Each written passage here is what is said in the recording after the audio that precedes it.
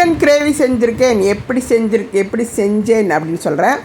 அதாவது முதல்ல மேக்னேட் பண்ணி வச்சுட்டேன். கொஞ்சம் மஞ்சத்தூள், கரம் மசாலா, மிளகாத்தூள் இதெல்லாம் சேர்த்து நல்லா தவட்டி வச்சுட்டேன். அதோட தயிர் இதெல்லாம் சேர்த்து மேக்னேட் பண்ணி நல்லா 1 மணி நேரம் ஊற போட்டுட்டேன் அந்த தயிர்லேயே.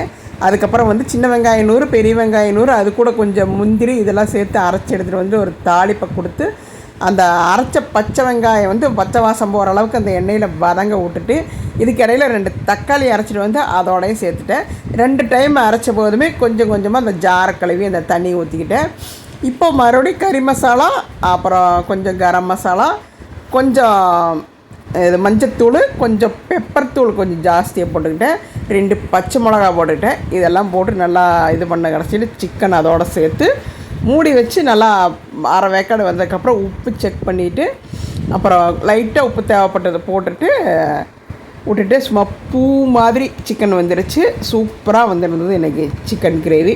இது மாதிரி ஒரு டைம் செஞ்சு பாருங்க. இது வந்து புரோட்டா, சப்பாத்தி, இட்லி, தோசை இதுக்கெல்லாம் வந்து மெயினாக சூப்பராக இருக்குது. நம்ம அரைச்சி வைக்கிற குழம்பை விட இப்படி ஒரு டைம் நீங்களும் செஞ்சு பாருங்கள்.